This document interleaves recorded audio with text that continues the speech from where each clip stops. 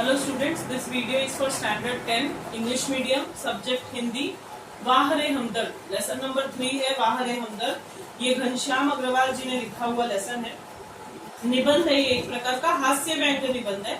हास्य व्यंग्य निबंध जो होते हैं इसमें कटाक्ष किया जाता है, यानी कि हमें पढ़ने में काफी कॉमेडी सा लगता है, लेकिन ये जो है ये हमारी वर्चुअल रियलिटी, यानी जो हम कई बार जो चीजें हमने कभी नोट नहीं की ना, वो सारी चीजें हमको ऐसी चीजों में नजर आती है ऐसे लेसन्स में, और वो बहुत ही मजाकिया तरीके से दूसरे का मजाक उड़ाने का काम किया जाता है।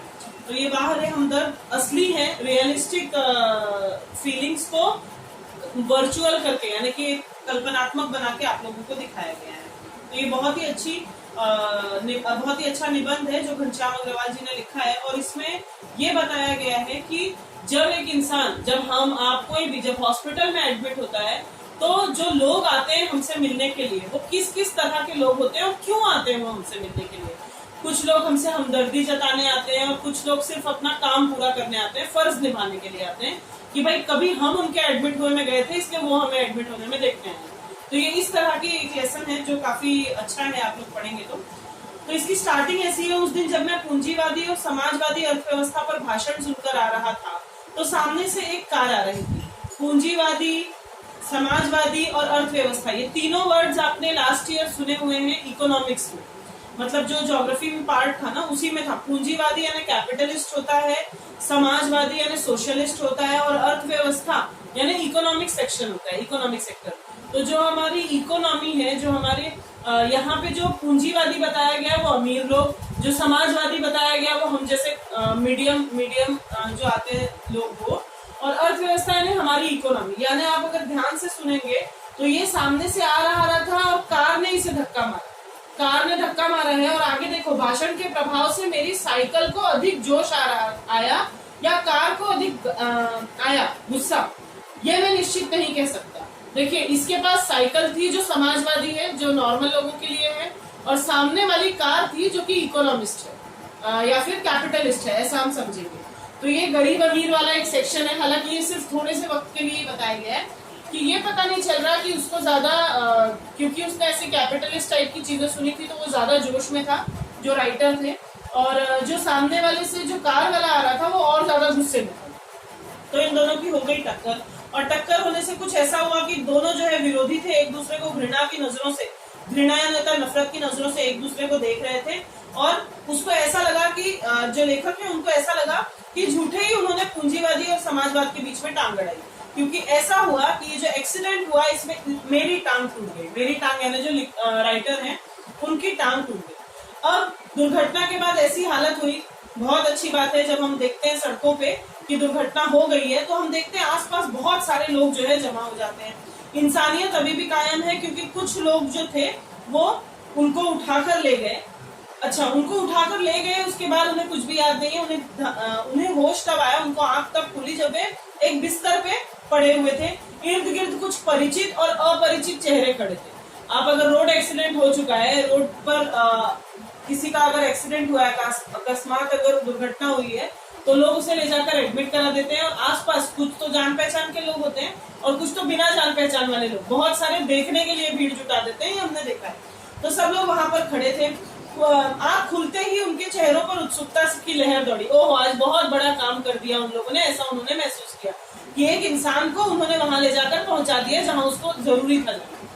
मैंने कराते हुए पूछा, मैं कहाँ हूँ। अक्सर हम यही इमेजिन करते हैं कि हॉस्पिटल की बेड पे जब पेशेंट आंख खुलता है तो वो कराहेगा और पूछेगा वो मैं कहाँ हूँ, ठीक है। तो आप सार्वजनिक अस्पताल के प्राइवेट वार्ड में, दोनों का सेंटेंस का मतलब सुनिए। सार्वजनिक हॉस्पिटल यानी होता है गवर्नमेंट का म्यूनिसिपल हॉस्पिटल, और उसके प्राइवेट वार्ड में, मतलब एक तो गवर्नमेंट हॉस्पिटल है और प्राइवेट वार्ड ऐसे हो रहा है जैसे गरीबों में बहुत अमीर काम किसी ने किया हुआ है, तो बहुत ही गरीब से हॉस्पिटल के अमीर वाले डिपार्टमेंट में, अमीर वाले वार्ड में इनको रखा गया है। तो लोगों ने उनको बताया कि आपका एक्सीडेंट हो गया था, पैर फ्रैक्चर हो चुका है, अब घबराने की जरूरत नहीं है। और इतना तेजी से जो चेहरा जवाब दे रहा था, वो इतनी तेजी से उनके पास आया, इसलिए रुका रहा। मतलब वो जैसे इंसान, ऐसा लग रहा था कि वो इस इंतजार में रुका हुआ है कि ये लेटा हुआ बंदा जो है वो कब होश में आएगा। तो इस तरह से उसने ये देख लिया कि अब मेरी एक टांग अपनी जगह पर सही सलामत थी और दूसरी टांग पर जो है जब फ्रैक्चर हो तो जो जनरल हॉस्पिटल होते हैं उनमें रेत की एक थैली बंधाकर उसके स्टैंड पर लटका दी जाती है। तो उसने ये देखा, अब उसके दिमाग में एक नए मुहावरे का जन्म हुआ कि टांग का टूटना। ये एक मुहावरा था जो सार्वजनिक अस्पताल में कुछ दिन रहना, ये उन्होंने उसका अर्थ निकाला। अब सार्वजनिक अस्पताल का नाम सुनते ही, अब अच्छा खासा अगर नॉर्मल सा इंसान होगा तो हमारे हिसाब से हमारे दिमाग में ये चीज होती है कि जो बहुत गरीब होता है वो प्राइवेट हॉस्पिटल में नहीं जा सकता, इसलिए सरकारी हॉस्पिटल में जाता है। तो यहाँ पर क्योंकि शायद बहुत ज्यादा गरीब नहीं था और ये सरकारी हॉस्पिटल में था, तो ये एक डर होता है, क्योंकि हम सभी जानते हैं कि सरकारी हॉस्पिटल्स में सुविधाएं जो है वो अच्छी नहीं होती, ऐसी हमारा मानना है। तो जो है ये सार्वजनिक हॉस्पिटल में था, ये उसके लिए बहुत डर था, वो कांप उठा। और हॉस्पिटल एक तो वैसे ही खतरनाक शब्द होता है और उस पर से अगर सार्वजनिक हॉस्पिटल हो तो और ज्यादा डर लगता है, क्योंकि उसको ऐसा लगने लगा कि आत्मा और परमात्मा का मिलन होने वाला है, कि मतलब वो बचेगा नहीं, इंसान मर जाएगा। तो उसको ऐसा लगा कि टांग टूटी वो तो एक घटना हुई, मतलब एक छोटा सा इंसिडेंट हुआ, लेकिन जो उसकी सार्वजनिक हॉस्पिटल में भर्ती हो गई ये उसके लिए एक बहुत बड़ी दुर्घटना थी, उसने ऐसा महसूस किया। फिर भी कुछ लोग जो है हमदर्दी जताने के लिए उससे मिलने आने लगेंगे, इस बात से उसको टेंशन हो गया था। मिलने जुलने वाले अक्सर वो लोग होते हैं जो मरीज को आराम करने ही नहीं देते और जिसकी सबसे ज्यादा जरूरत मरीज को होती है, मतलब आराम की। मरीज को सबसे ज्यादा जरूरत आराम की होती है, लेकिन ये जो मिलने वाले परिजन होते हैं ये उसको आराम नहीं करने देते। जनरल वार्ड में तो फिर भी ठीक होता है, क्योंकि उनका टाइम लिमिट होता है कि इतने बजे से इतने बजे ही आप आ सकते हैं, लेकिन क्योंकि ये प्राइवेट वार्ड भी था, तो ये तो प्राइवेट वार्ड होने का मतलब है कि खुला निमंत्रण है कि आइए आइए आके मुझसे मिलिए। तो अब जो है इसके लिए समय का भी कोई बंधन नहीं होता। तो मिलने वालों का ख्याल आते ही मुझे लगा जैसे मेरी दूसरी टांग भी टूट गई। जैसे ही उसने ये सोचा कि अब तो मुझसे बहुत सारे लोग मिलने आएंगे, उसको ऐसा लगा उसकी दूसरी टांग भी टूट गई है, यानी बहुत बड़ा सदमा सा लग गया है उसको। अब उनसे जो है इंतजार कर रहे थे कि कब मेरी टांग टूटे और लोग मुझसे मिलने आए, ऐसे कुछ लोग आने लगे एहसान चुकाने के लिए। ठीक है, दर्द के मारे एक तो मरीज को वैसे ही नींद नहीं आती, और फिर जब नींद आती है तो वो ऐसे लोग आ जाते हैं जो खास करके औपचारिकता यानी फॉर्मेलिटी निभाने के लिए आ जाते हैं कि कभी तो हम एडमिट थे और आप हमें देखने आए थे, इसलिए आज आप एडमिट हैं और हम आपको देखने आए। इनको खास कोई भी हमदर्दी नहीं होती और ये सिर्फ इसलिए आते हैं ताकि ये एहसान जता सके कि हम आपसे मिलने आए थे। ऐसे एक दिन मैंने तय किया कि आज कोई भी आए मैं आंख नहीं खोलूंगा, चुपचाप पड़ा रहूंगा। ऑफिस के बड़े बाबू आए और मुझे सोया जानकर वापस जाने के बजाय वे ये सोचने लगे कि यदि मैंने उन्हें नहीं देखा तो कैसे पता चलेगा कि मिलने आए थे। ऑफिस के बड़े बाबू जो बड़े अधिकारी थे वो मिलने के लिए आए, लेकिन मैंने सोने का नाटक किया। तो अब जो है अधिकारी जी को ये लग रहा है कि अगर मैं ऐसे ही चला गया बिना मिले तो ये तो जान ही नहीं पाएगा कि मैं इससे मिलने आया था, और इस वजह से मेरी तो जो तारीफ है जो वो नहीं हो पाएगी। तो इसलिए उन्होंने मुझे धीरे धीरे हिलाना शुरू किया। फिर भी जब आंखें नहीं खुली तो उन्होंने मेरी टांग के टूटे हिस्से को जोर से दबाया। अब जगाना चाह रहे हैं तो उन्होंने धीरे धीरे हिलाया, लेकिन जब पेशेंट नहीं उठा तो जोर से जहाँ पे टांग टूटी थी वहीं पे दबा दिया कि दर्द होगा तो इंसान उठेगा ही। मैंने दर्द के मारे कुछ चीखते हुए जब आंख खोली तो मैं मुस्कुराए हुए बोली, कहिए अब दर्द कैसा है। मतलब ऑलरेडी उन्होंने दर्द में ही दर्द दे दिया और फिर पूछने लगे कि दर्द कैसा है। ये तो हो गए बड़े साहब। अक्सर मोहल्ले वाले भी अपनी फुर्सत से आते हैं। मोहल्ले वाले जो लोग होते हैं जब अपना काम वाम घर का खत्म हो जाता है, जब खाली समय उनके पास होता है तब वो चले जाते हैं मिलने के लिए।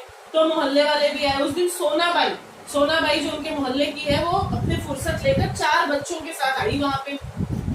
ऐसा लगा आज फिर कोई दुर्घटना होने वाली है। बच्चों को इशारा करते हुए उन्होंने बोला, ये देखो चाचा जी। उनका अंदाज ऐसे था जैसे चिड़ियाघर में बच्चों को कुछ दिखाए हुए कहा जाता है, ये देखो बंदर। जैसे चिड़ियाघर बच्चों को ले जाते हैं और चिड़ियाघर में हम खड़े हो जाते हैं पिंजरे के सामने और बताते हैं कि ये देखो बंदर। बस उसी तरह सोनाबाई ने अपने 4 बच्चों को इशारा किया कि ये देखो चाचा जी। बच्चे खेलने लगे।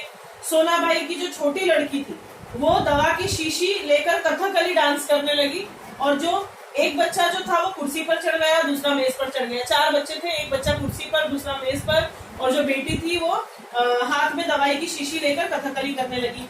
रप रप की आवाज ने मेरा ध्यान बटाया। क्या देखता हूँ कि सोनाबाई का एक लड़का मेरी टांग के साथ लटक रही थैली पर बॉक्सिंग की प्रैक्टिस कर रहा है।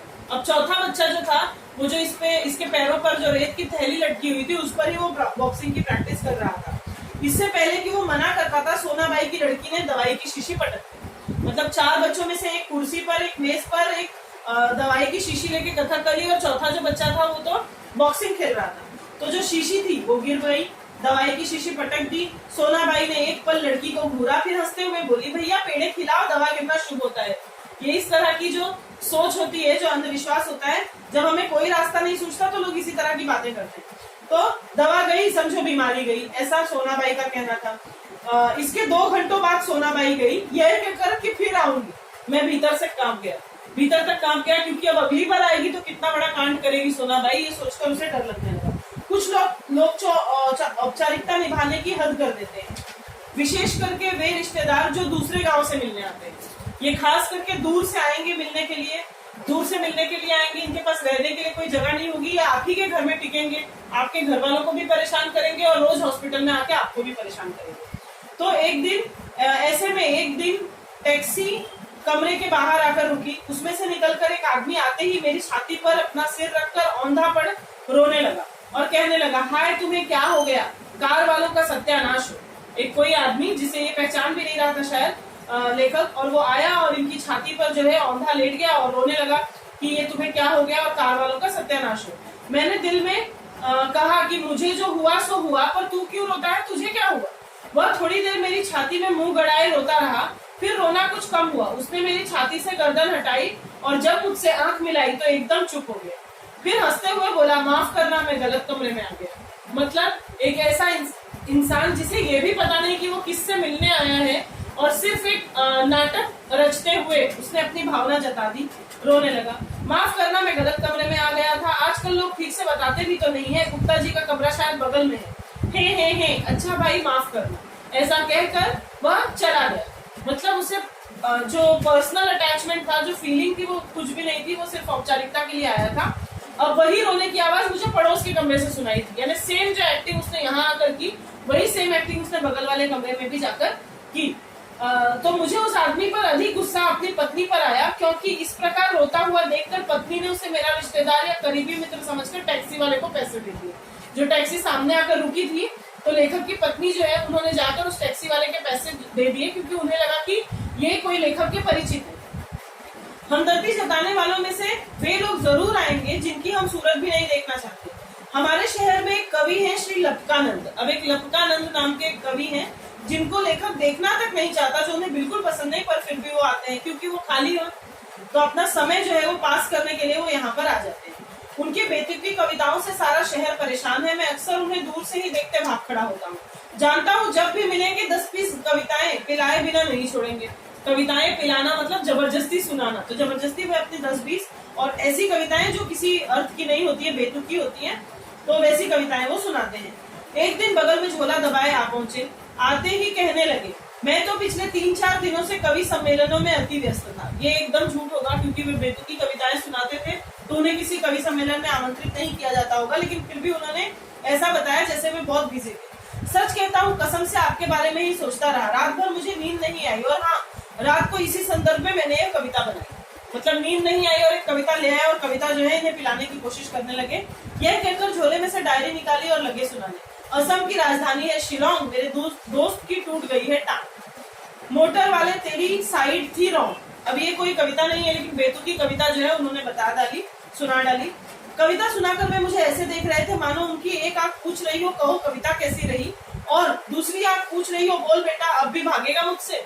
मतलब जानबूझकर परेशान करने के लिए उन्होंने ऐसा किया होगा। मैंने जल्दी से चाय पिलाई और फिर कविताएं सुनने का वादा कर बड़ी मुश्किल से विदा किया कि चलिए आप जाइए, फिर हम बाद में आपसे कविता सुनेंगे, ये कहकर उन्होंने उसे विदा किया। अब मैं रोज ईश्वर से प्रार्थना करता हूँ कि हे ईश्वर, अगर तुझे मेरी दूसरी टांग भी तोड़नी हो तो जरूर तोड़, मगर कृपा कर उस जगह तोड़ना जहाँ मेरा कोई भी परिचित न हो, क्योंकि बड़े बेदर्द होते हैं ये हमदर्दी जताने वाले। क्योंकि बहुत ही बेदर्द यानी जो दर्द को नहीं समझते, ऐसे लोग जो हमें हमदर्दी जताने आते हैं, ये लोग बहुत ही ज्यादा बेदर्द होते हैं। और इसी कारण लेखक ने इस पाठ का नाम ही रखा है वाह रे हमदर्द। तो घनश्याम अग्रवाल जी ने बहुत ही अच्छा व्यंग काव्य जो है, व्यंग निबंध जो है वो हमें प्रस्तुत किया है। धन्यवाद।